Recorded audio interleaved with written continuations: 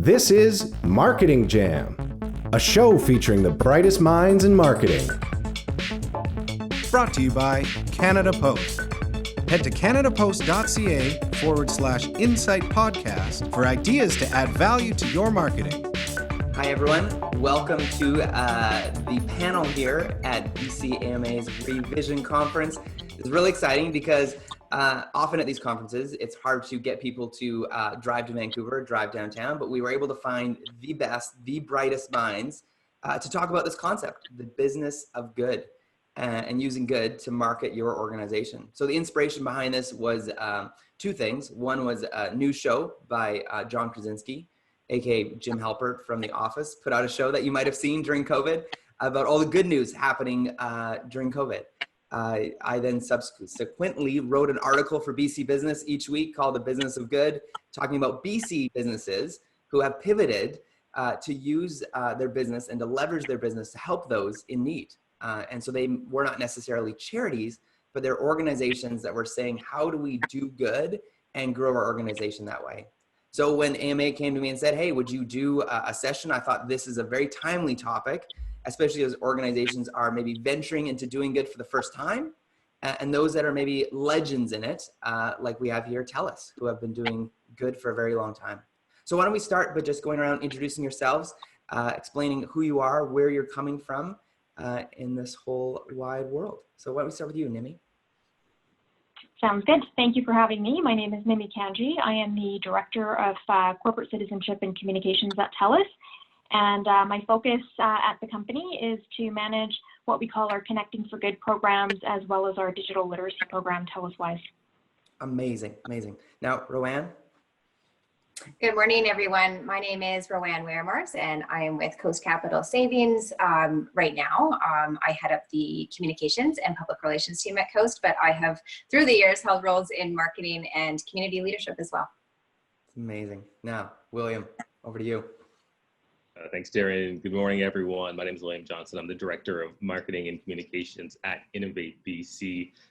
Innovate BC is a crown agency of the province. We help tech companies start, scale, and stay in British Columbia. Within the marketing department, we really focus on making sure that we can connect with tech companies in the province, make sure that the organization can create value for them. And then since we are a crown, we need to then go and demonstrate our impact back to the government to make sure we can continue to do what we do.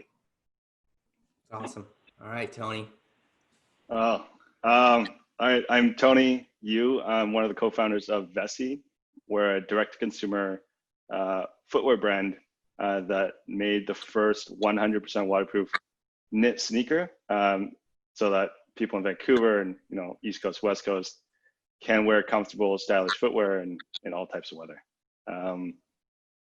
Recently, we've put a lot more effort into community initiatives, which we can dive into a bit later. It's awesome. Well, Tony, we're going to start with you, actually. We're going to dive right in right now. I want to jump off with a criticism. So the criticism of the business of good and this whole movement is it advantageous? Are you taking advantage of people? Are you taking advantage of nurses by giving away stuff? Are you taking advantage of the poor? What are your thoughts on that? I want to know your thoughts. You did something amazing. Not only do you keep my feet dry with my VESSI pair of shoes and many people, but you created this incredible movement amongst nurses and healthcare workers. And I just want to know about the criticism that you may have gotten or that you've heard when it comes to doing good. Yeah, I think there's always two sides to every coin. But as long as the positives outweigh the negatives, typically that's kind of the route we would take. The recent thing that you're referring to is our nurse donation campaign. We gave away a little over 2,000 pairs of VESSIs to the frontline medical staff during the height of COVID. That was a lot to do with our thought process of, hey, we're a small company, but what can we do to help in a situation like this, while at the same time, while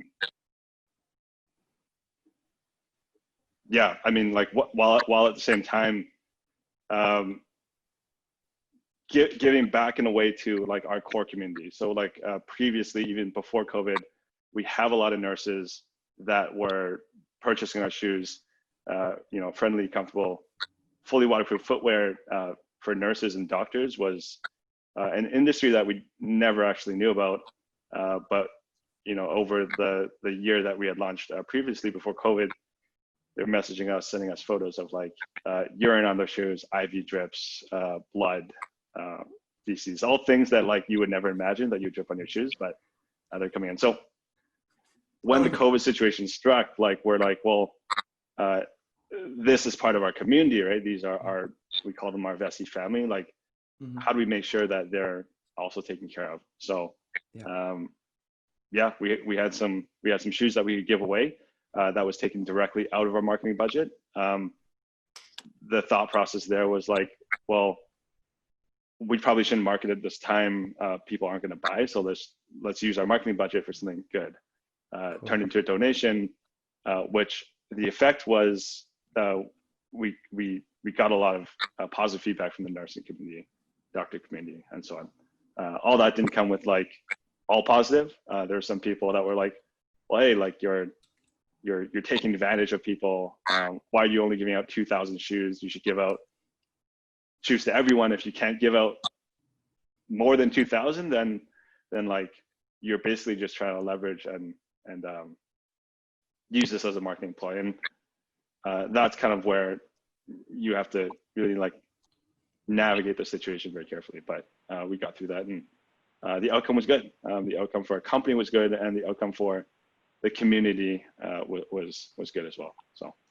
Yeah, like I actually have friends that saw that campaign that are nurses that didn't win a pair, but they went out and just bought one because they're like, this is awesome. So the word spread quite largely. Roanne, I want to talk to you. So there is a lot of great things that people have done where it's like giving a check and maybe trying doing good for the first time. And it can sometimes be superficial and get criticized for being superficial. But you're part of this organization, this movement called BCorps. Maybe explain how BCorp, you can't become a BCorp by just giving away a check a couple times a year, but how deep do they really go? How deep do they probe into your organization when you fill out that application? And what does it mean to get that certified organic certified BCorp status on your website? Yeah, you bet, Darian. Great question. So we're a certified B Corp at Coast Capital, and what that means, the elevator pitch, I guess, around that is that we, as a result of being a B Corp, are sort of verified by a third party to meet high standards of social and environmental impact. But to your point, how deep does that really go? And the answer is deep, really deep. So really that sort of assessment, that tool that companies use and go through to become a certified B Corp looks at, I think it's 5 different impact areas. So it looks at your governance structure as an organization, workers, community, customers, and of course environment as well, and sort of what is the positive impact that you are having across all of these different areas. And so I think, it's different for every company because there's a different assessment for every company, but I think it's somewhere in the range of around 200 different questions that you're answering in terms of the ways that you're creating impact in these areas. So it does run pretty deep. And I think, back to your original point around some companies are just sort of starting to get into this space, and it's sort of like, how do you proceed? And there's all this criticism sometimes that can come along with that. And I think really it's down to kind of like the basis of this panel and the piece you put together in BC Business, Darian. It's about doing good, but I think it's also about moving to this place from just doing good and wanting to do something good to actually let's run companies and businesses that just are good, like we inherently are at our core. And I think that's the transformation that we're starting to see right now as consumers want to see organizations doing this. It's not just about doing a good thing, it's like transforming our companies from the inside out to be good. So if you see a B Corp logo on a product, a water bottle, a website, etc., they've gone through this 200-point audit. They have to adhere to it every year, and it goes deep into even what's in their HR handbook, you're saying. Exactly. And I think, it's not unlike the certified organic label, right? Where it's kind of like the homework has been done for you. You can sort of identify that and go, okay, check. I want to do business with caring companies that are doing good things for the world. So this is a brand that resonates with me without you having to go through sort of that audit on your own, which is super time consuming and frustrating. Yeah. For sure. Speaking of which, having a certification process, William, looking to you, when you go to purchase something, when you go to buy something, subscribe to something, what are the filters that you put on, and how do you pick something in the world where there's so many options these days? Like when you're comparing apples to apples to apples, how do you decide? Yeah, for sure. I mean, there's so many angles on this. This is a session on doing good, but something that I want to hone in on is just, I don't know if you've ever heard the term being long-term greedy. So there's companies that are doing short-term things, and that there are companies, again, like a B Corp, that really invests in not just doing good things and sending out press releases, but taking steps to make sure that their company is a good company that people can rely on. So again, I'll just use a company that everyone knows, Apple, right? You look at a company like Apple and just the attention that they pay to privacy, for example, right?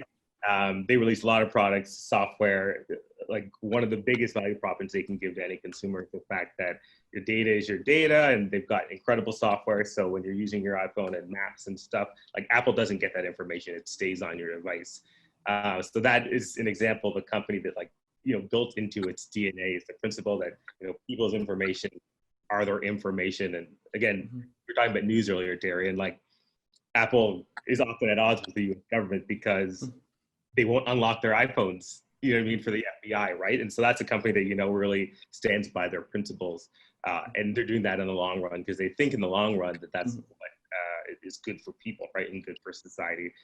So I look at those types of cues whenever I'm looking at a brand who I'm going to buy with. And then if we look at Innovate BC, and maybe you'll get to this, like whenever we look at companies that we're going to give grants to or invest in, right? Like fundamental there is this the technology or an innovation that will solve a problem in British Columbia, great value for businesses, which create jobs, and then also will it make life better for people in BC and around the world?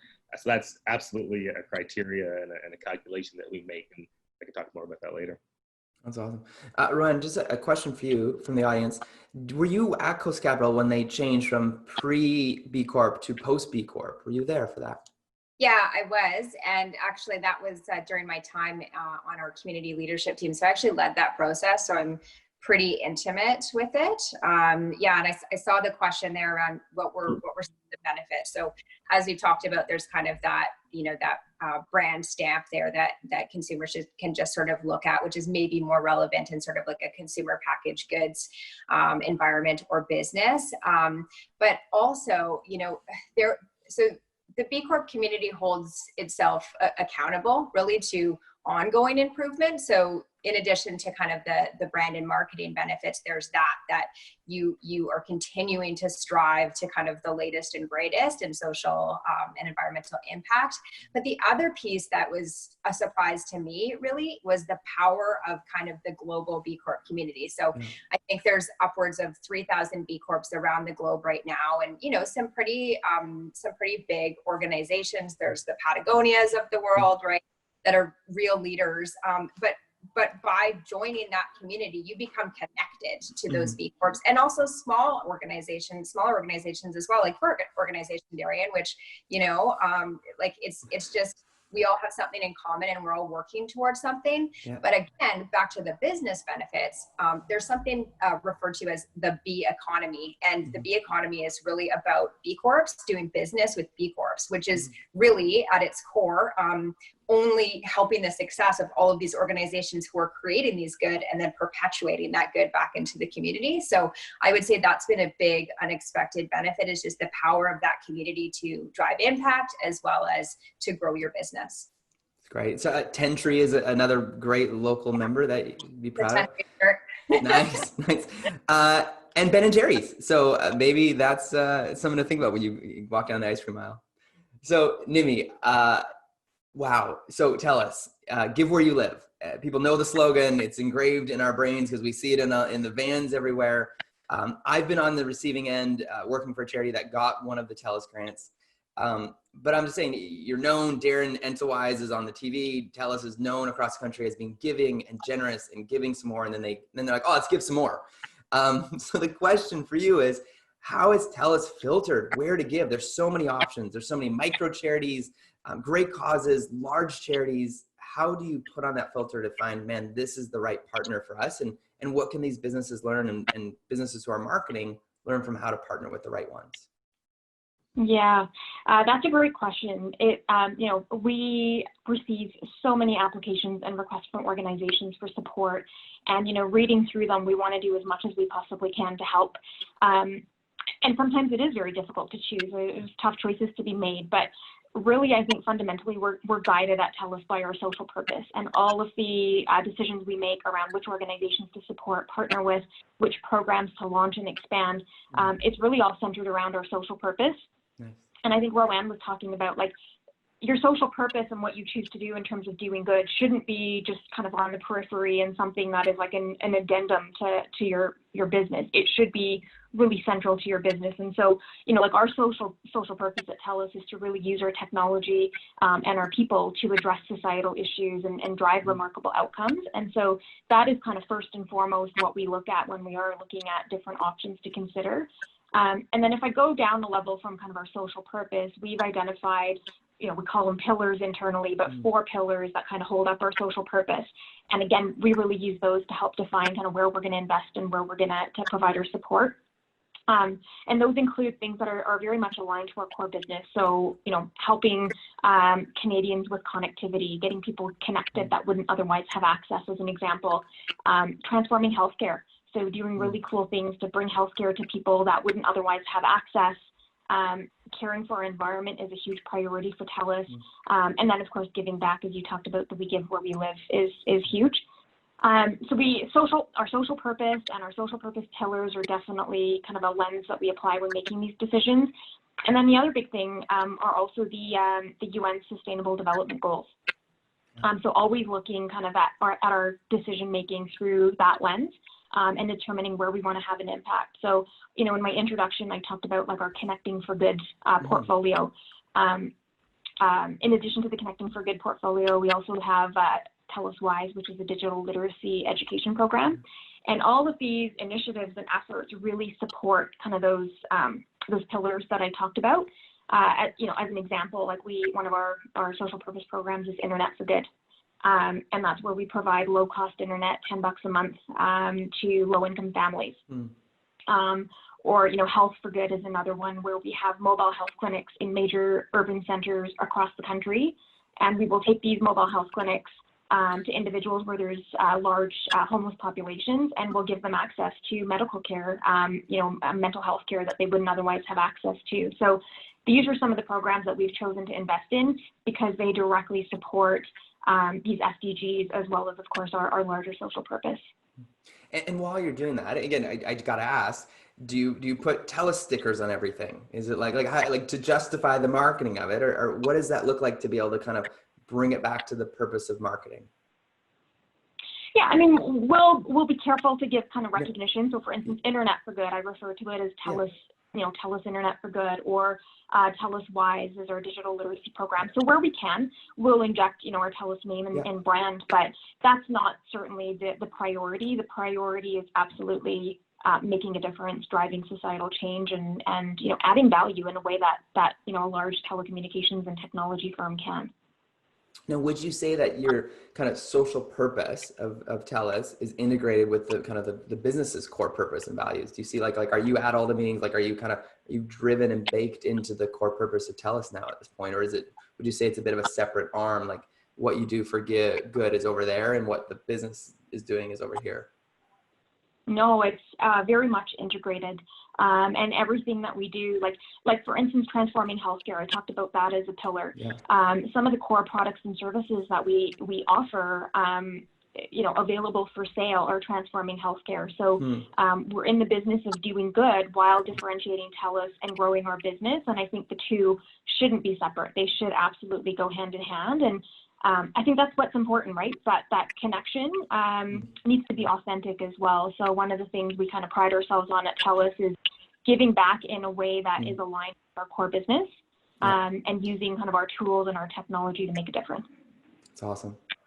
Well, Tony, we got some marketers listening in right now. We've got Rosalind, Sarah, Stephanie, Tessa. I see Nikki, Nicole, Megan, Logan, Kayla, Judy, just to name a few. They want to know, did it work? Like, did that giving back to nurses actually work? Because they all want to know, hey, is there a case here I can bring to my boss, to my supervisor? You know, can I put this in the budget for next year? Because wow, Tony did something rad with shoes and it worked and it grew his business and he's going to do it again. So I need to know, are you going to do it again? And did it actually grow your business, the Give Back program? I guess, like, first of all, how do you know all these people on the call? How do you know the all Oh, there's an attendee list here in Zoom. Oh, I see. Okay. Okay, cool. Cool. Well, we didn't expect it to work initially. The core focus was to really take like the budget that we had, because we couldn't spend it on marketing, because during the height of COVID, our acquisition costs skyrocketed. It was too high, just people weren't buying. So we had shifted that to our donations, and yeah, it did work in a way that we lifted awareness. Got people talking about the brand, and we got the minds of like that specific community, like the nurses, lots of nurses talking about us, and then it became a more popular nurse shoe. So I guess in that sense, it did work. Would we do it again? Yeah, maybe not to that extent. That was a little extreme, but because we are like a relatively small company, and we don't have a lot of deployable cash, like we still have to pay our staff. We have an office that we don't use anymore that we're still paying rent for. And yeah, I mean, like that showed us that we that's something that we truly cared about and that we want to continue to give back, just as long as we can sustain the business and sustain like ourselves, right? Like make sure that we can still pay our staffs and still manage to grow the company. So rolling out of that initiative, we actually launched something else, got all this like positive feedback, and then a lot of negative, which was like, hey, like, well, like at least give us a discount, or do other positive things in other ways, right, for our community. So it got us thinking, like right after we gave out our 2,000 shoes, how could we continue to help without like making our company bankrupt? And we came up with this new strategy, which was a choose what you pay initiative. So we let people choose between 3 different price tiers. The difference in the lowest price tier, we would add to a community fund, which would then, the first wave was to go and purchase surgical masks. So through that initiative, we were able to give the community, or the people that needed shoes, even at a discount, cheaper shoes. And then for all those that had a little bit extra disposable, they could contribute to economies of scale, and we could actually purchase a lot of surgical masks to be donated to a healthcare society. And obviously we did, like we put ourselves forward first. So we made the initial purchase of 30,000. That's what we could have afforded. It's the masks were pretty expensive at the time. But by the end of like our 3-week campaign, this Choose What You Pay initiative, we were able to raise enough money for little over 400,000 surgical masks that were donated. That's awesome. So that's really cool. I think that's a way where, we're able to grow our brand equity on the marketing side. You put your marketing lens on, give back to the community at the same time. And then at the tail end of it, like when we donate those masks again, also continue to raise brand equity. So that campaign was closed after 3 weeks. And then we asked ourselves, like, hey, like what more could we do? We had a ton of feedback flowing in during those 3 weeks, and people were suggesting all sorts of different ways that we could give back. just like John Krasinski's thing as well, highlighting a lot of the positive news, we're like, wow, we realized that, yeah, I mean, we're a small company, we're not Nike or any big conglomerate where we can just distribute massive amounts of funds. But we realized that we have a community, and what we can do for our community is give them a voice. So we opened up the next wave of our community fund, where we gave out micro donations to people who want to actually do good within the community. Because from the feedback we were getting, we realized that our community, our people, know their community best, and we shouldn't be the ones to assume what's good for their specific community. And again, with the little amount of money that we had, that $100 grant that we would give each person could exponentialize and grow a lot within that one human-to-human connection. So amazing. We injected our own money for that fund initially. We put in $100,000 of our own money to kickstart that fund, and then we allowed people to submit an application and just say like what they're doing. We got things ranging from like, hey, like I could use this $100 to buy more filament because we're printing 3D masks, right? We're 3D printing face shields. So that's great, right? We could never do that ourselves, but $100 could go a long way in that sense. Totally, we had awesome. Yeah, we had kids applying or with their parents, and this one boy, I think his name was I forgot his name, Nick or something maybe, and he used to donate or make sandwiches with his mom and give them out to the homeless community. But since his mom had lost his job because of COVID, now they're not able to give out as many sandwiches.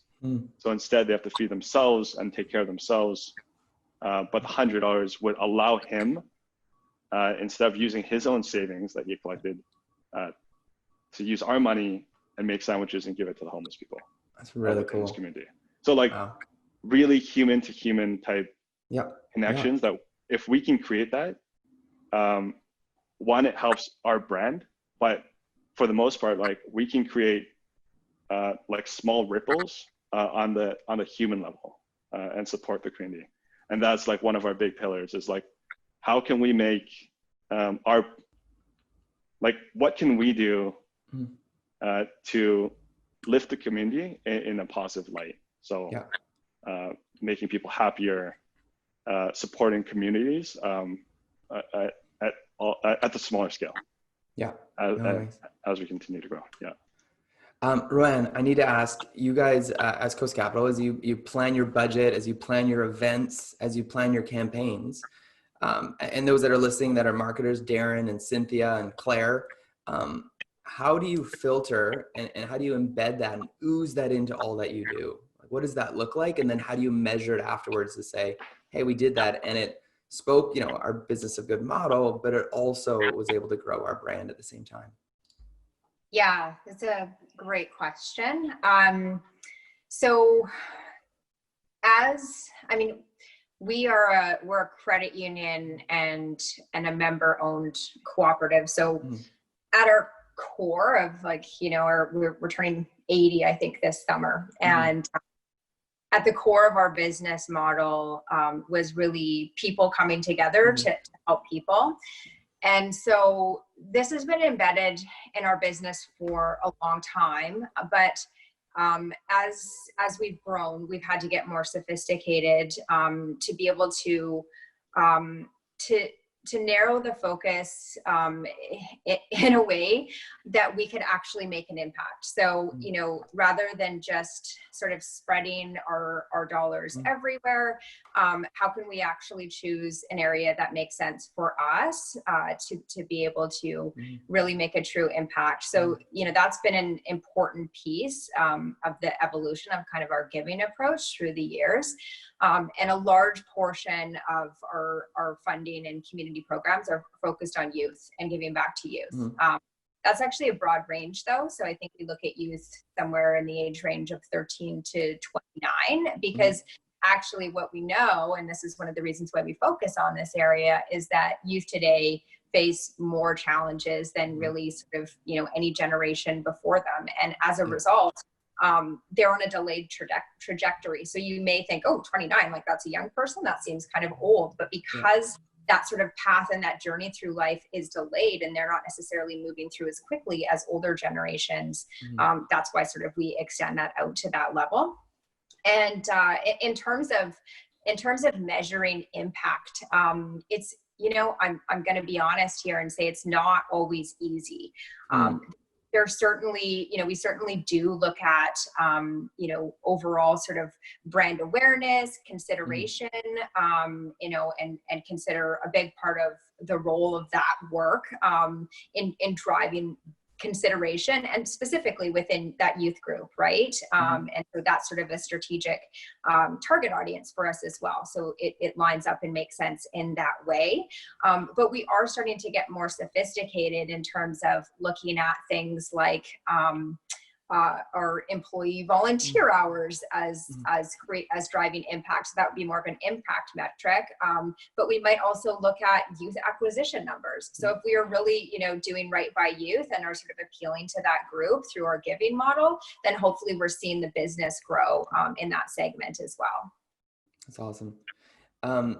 William, this is kind of a two-part question. One is Tessa would like to know, as a Crown agency, have you felt the pressure during COVID to be supporting organizations that are giving back and that are doing good? And with that, are you seeing a movement? Are you seeing a growth in more people having a give back strategy tagged on to what they do, or a give back strategy baked into who they are? Great question. Two-part question. The first one is, so how has Innovate BC reacted, or has there been pressure for us to do more because we're the government? And so the answer is yes. I think the first step for us was to listen. We really wanted to understand how COVID was affecting technology businesses and industries across BC. So that was the first thing we did. And then once we learned that the biggest thing businesses, no surprise, were suffering with was capital money, we took a number of steps to make it easier for tech companies in BC to get the funding that they needed for their businesses. So we removed barriers for applications. We doubled the amount of funding for some of our talent grants. We partnered with organizations like MyTax on 1,000. Basically, we invested $375,000 in internships for businesses that were working on COVID-19 solutions. And then the other thing that we often spend a lot of time is government can't do everything, but we certainly can showcase and highlight what organizations are doing in the province. So we spend a significant amount of time showcasing the work that is already being done to help businesses in BC. And then the other question I think was more specific to what I'm seeing with businesses. Right? Yeah. So the trends and I think with a lot of the tech companies that I interact with in BC, what they're really good at is looking at, what are the resources we have, and then they're also looking at how can we develop relationships with our customers. And so you've got companies, and Darian, you did a lot of good writing on this already. Companies like Unbound, which is a landing page marketing platform, right? So, that's the tools that they have at their disposal. So they gave those tools away for free to businesses. So not only were they obviously take a marketing hit for that, but I'm sure that they developed significant relationships with customers along down the road, right? So that was probably a lead generation exercise for them. There's also companies like RightMetric. They do, digital marketing, advising, and analysis online. Overnight, every business had to become basically a technology or a digital business, right? So they similarly basically gave away their digital platform for free. And I'm sure throughout that process, developed leads and new customers. And then even before all of this, there are a lot of tech companies in BC. I'm not sure if you've ever heard of charitable impact. So giving back is basically in their DNA. Companies use charitable impact to manage their charitable giving, right? And so every year they have a really cool event called Techapong, where they bring together like 40 to 50 tech companies in the province. And in order to participate, companies need to raise $2,000 for their charity of choice. So through that terrible impact, obviously they build brand awareness about their product. All the companies that participate need to sign on to their platform, so that people using the platform. And then inherent in the exercise of TechPong and the raising of the funds, many different organizations across the province actually get those funds that are raised, right? So there's this tremendous work that's done there. And then Awesome. before I knew Telus was on this call, I had a whole page of notes on all the good stuff Telus was doing, which is pretty funny. And I'm a lifelong Telus customer. So That's awesome. That's great. We appreciate it. Thank you. Mimi, Nicole wants to know, I want to know, and I'm sure others do, those that have never had a give back strategy before, those that have yet to kind of dip their toe in the pool.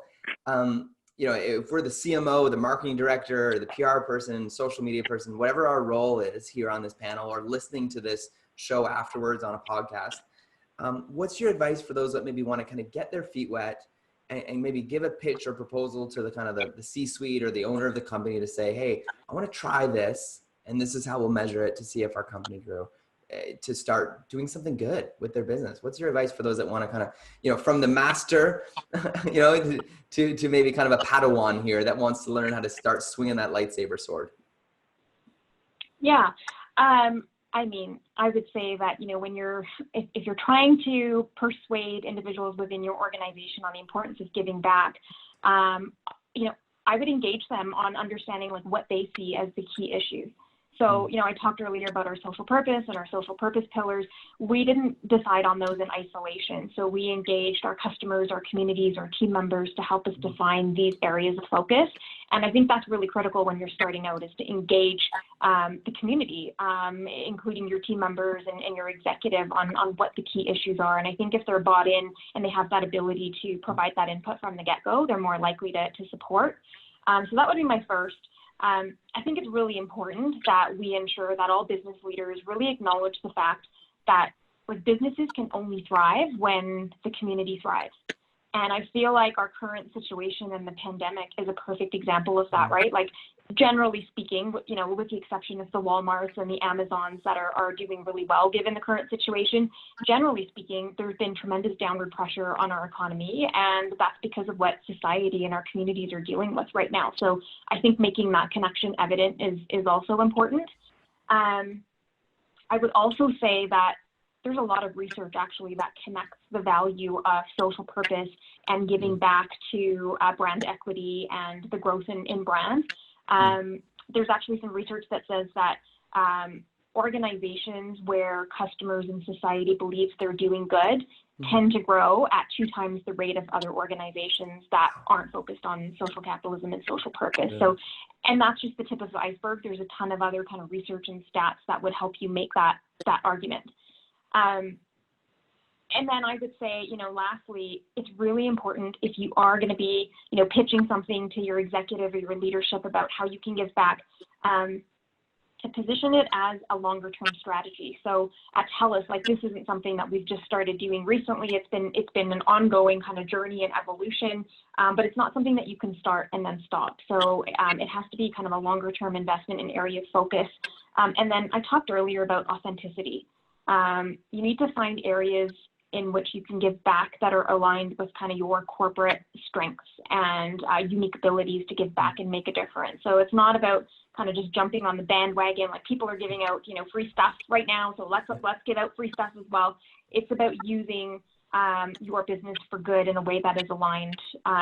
So like an example would be Telus Mobility for Good. You know, pre-pandemic, Mobility for Good was focused on providing youth aging out of foster care with a free phone and a rate plan. And it's just, you know, it's a tough time in their life when they're transitioning out of care. So it gives them that lifeline to be able to stay connected to family, social support, helps them find a job, all of those types of things. When the pandemic hit, we saw significant opportunity to help provide similar connectivity to, you know, other vulnerable Canadians that were also struggling, you know, helping connect hospitalized COVID-19 patients with family virtually. So again, we thought very carefully about how to respond, how we can best use our assets and our technology to support. And we ended up donating actually 10,000 devices worth almost $9 million to hundreds of not-for-profit organizations across the country to provide that really important connectivity. So it's about being authentic in what you do as well, and looking inward to see where you can make the biggest impact. All right, next question we got from Nicole as well. And maybe anyone wants to jump in on this one, but what do you do with the haters? I know, Tony, I saw some of them in the thread on that giveaway, which I was so surprised by, that you were giving away sneakers. But what have you guys done when people criticize? Maybe they didn't like that you went rainbow for a part. You don't like that you didn't go black. They didn't like that you didn't say anything. Like, what do you do when people criticize when you're attempting to do good? Or maybe when you're not doing good enough? How do you respond to that?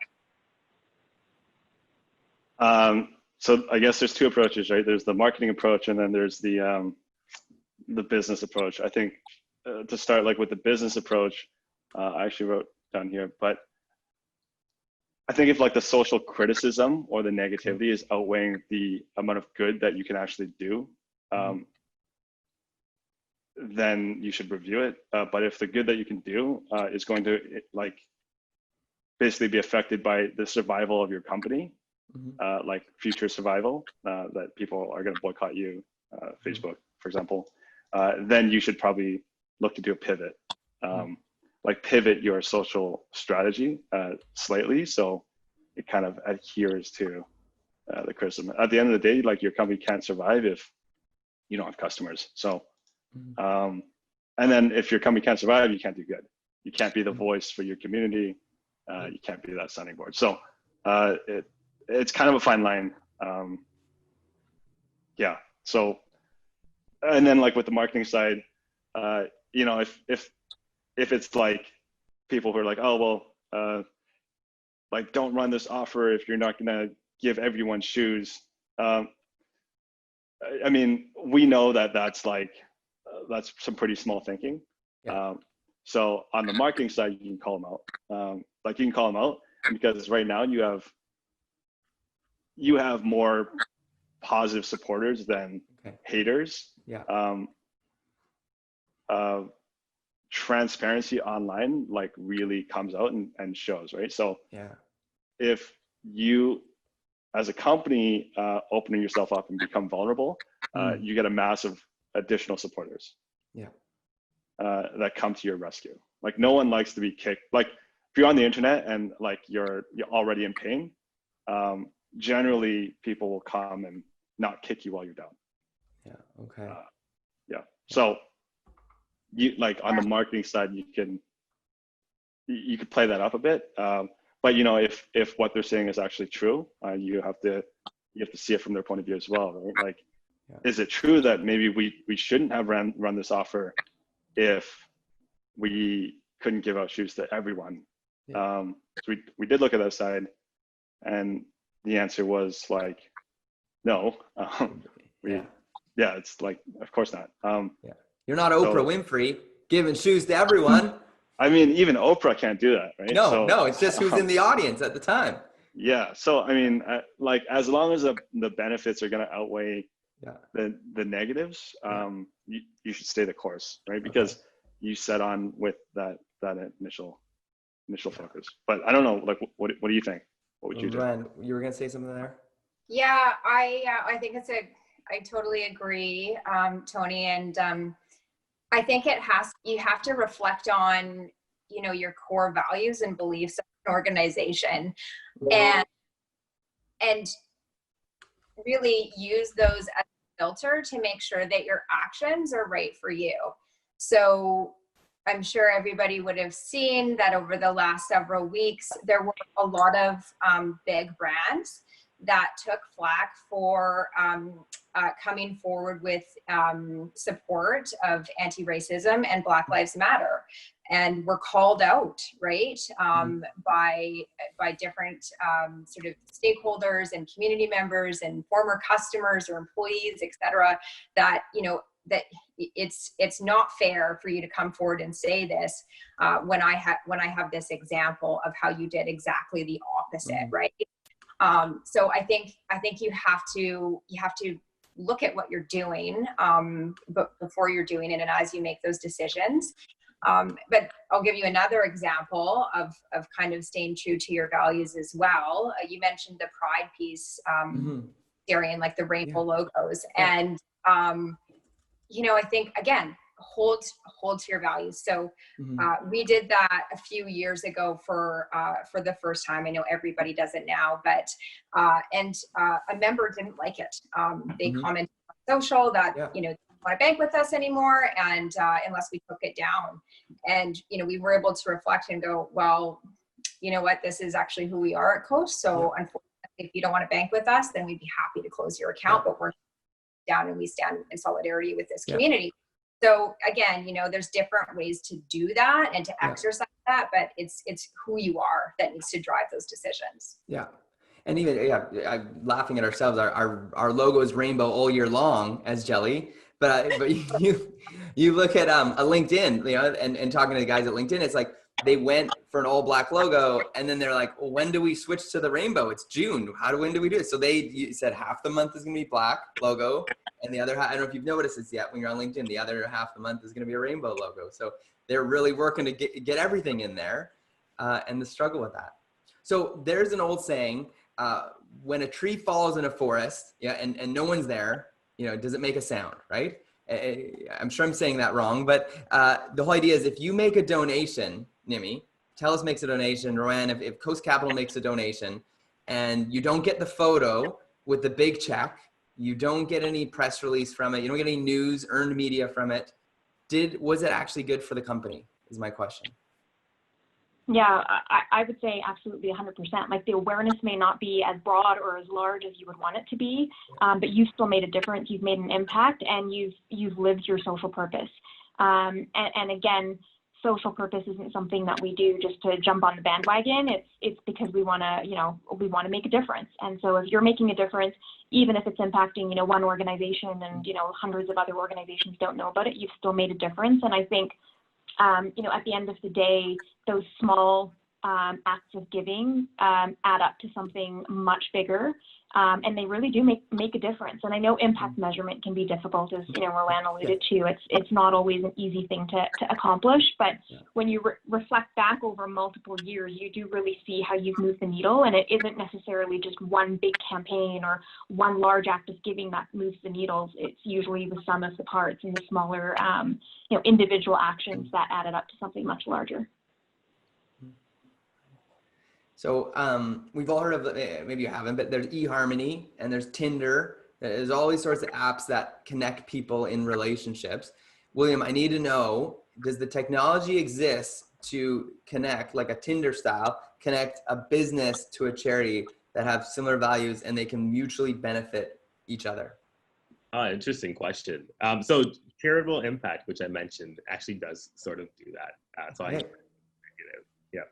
As a database, they work with, again, companies and individuals who want to give money, and then they also work with charities that want to optimize ways that they receive funds and charity from other organizations. So check that out. There's actually another company called Telus. They're based out of Kelowna, and they also are a platform to help charities connect with people who want to give to them.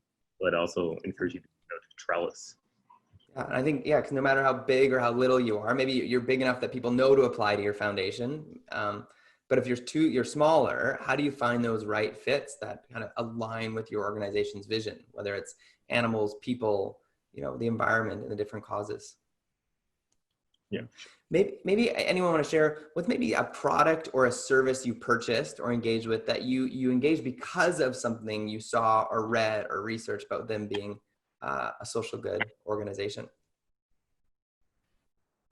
I'll go first. I could. Or go ahead. You go ahead. I was just gonna say, like, Tom's is a brand that we really love. For every pair of shoes that you buy, they donate a pair of shoes, and that's one that we think is super meaningful. And my daughter, I have a 12-year-old daughter at home, and she loves Tom's for that very reason. So that's one that stands out to me. Yeah. William, I think you want. I was gonna say Telus again. And I already talked about Telus, but so I've only been in Vancouver for about 5 years, but I was really excited, weirdly, maybe because I'm a marketer, I was excited to live in Vancouver because that's where Telus' HQ is. And so I worked like down the road from Telus. But I remember like 10 years ago, seeing Telus ads. And funny, back to your question, Barry, about like, if you do good stuff and no one hears about it, does it matter? I guess it's like yes and no, but at the same time, my goodwill towards Telus is because I know about everything you've done. So it sort of does matter. Okay.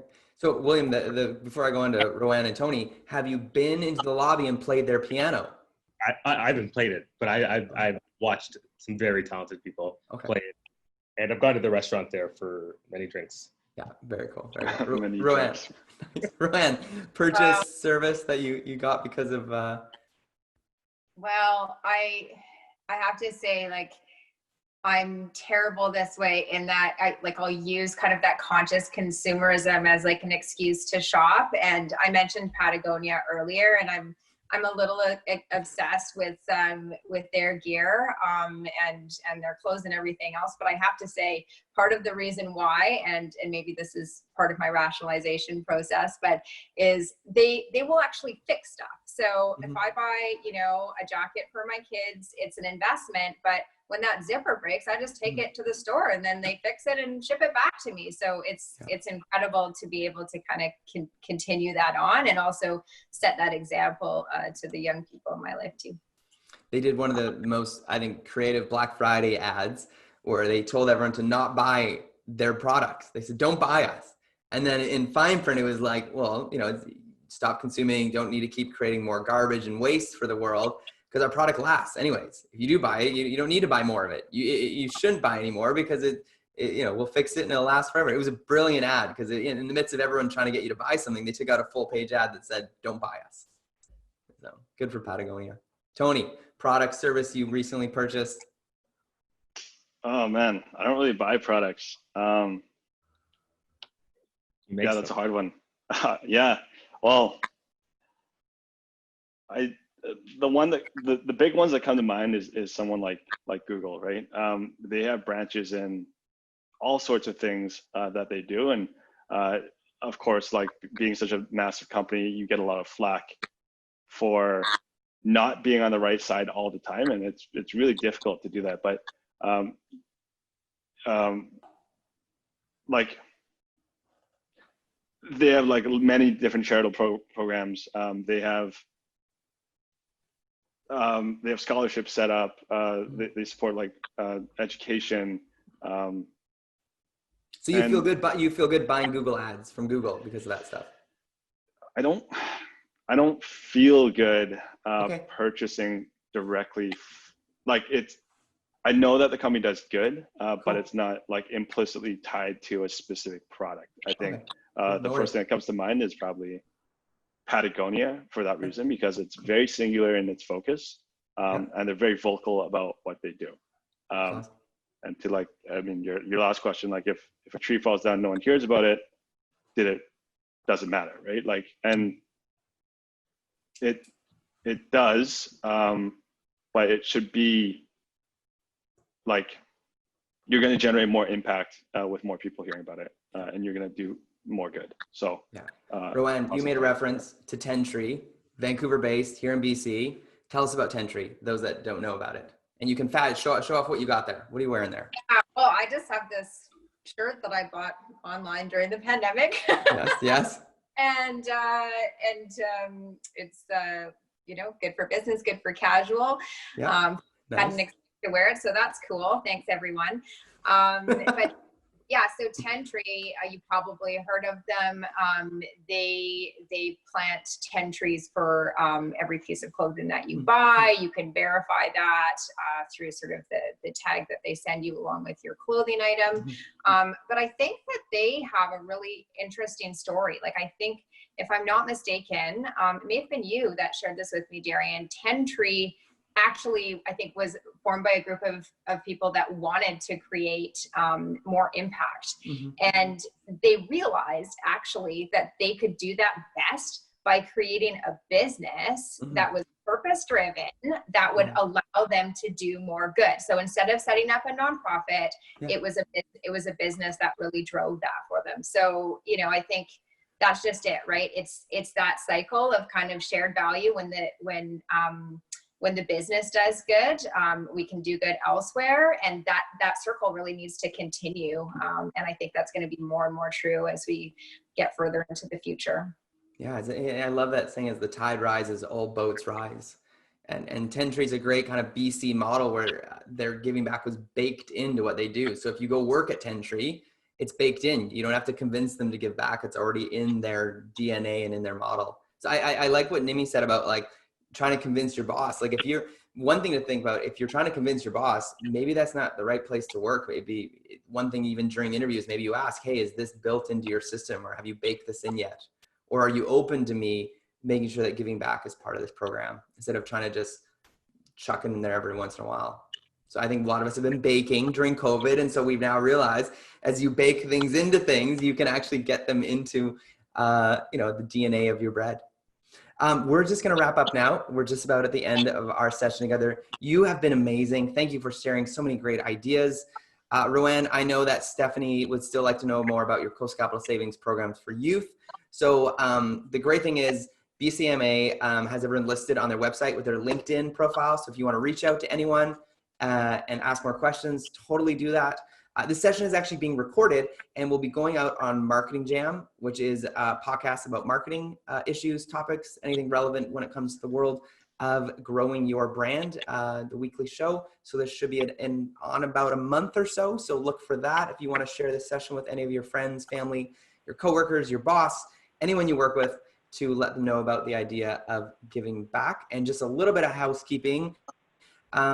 People, make your way back to the schedule page on the event platform for the next presentation starting in 3 minutes. There'll be 2 presentations to choose from. The first is Generational Impact of COVID on Gen Zs with Ann Boyson, and we'll be covering how unprecedented events and pandemic have impacted Generation Z and how they will interact with brands, and which emerging needs you may see in teen and young adult markets. Very cool. Second is the Stressless Routine with Nicole Porter. Lovely. Nicole will be teaching us the ideal routine to help busy type A professionals maintain optimal health, mindset, and productivity during and after this pandemic. Maybe it's a nice little meditation session, or maybe not. She'll just maybe be telling you to meditate and download these apps. But Nimi, thank you so much. It's been a real pleasure to have you here. I think, I think many of our Zooms are powered by Telus at the moment, and it's so neat to see that you guys continue to give back and continue to be a leader in that, I think, for so many brands. So what an honor to have you here. Roanne, I am a Coast Capital Savings member, proud one here in Fort Langley. It is also the only bank in our town, but also I've been a member when it used to be Richmond Savings, and then they merged, and I had this cool dinosaur t-shirt. So I haven't got a cool t-shirt since then, but that's okay. I still love you guys. Thank you. New t-shirt coming your way. Thank you for being here. It's meant a lot. Really fun to watch what Coast Capital is doing, especially from the B Corp world, and helping even translate the B Corp world, which can, I think, be complicated to some people, but to break it down like that, it's just really helpful. William, you're a legend. Just your ability to work with Queen Elizabeth and her beautiful crown and all the good people in our government. Thank you for helping spend their money, her crown jewels, on the amazing innovation coming out of BC. Tony, you've kept my feet dry for many jaunts in the wet grass here in BC, the rainy weather. I love that nursing thing. I tagged a bunch of my friends that are nurses on that. Was really inspired by it. Tagged my brother, who's a doctor. Just thought it was such a great campaign. And even to see the case study afterwards of how your business has grown and continues to grow in a nice homegrown BC company. It's really a pleasure. Been a pleasure to have you on here. Thank you so much for everyone for making time. And AMA, thank you for hosting us. It's 12:30. Enjoy the rest of your day. Happy Friday, and have a great weekend. And we'll see you later.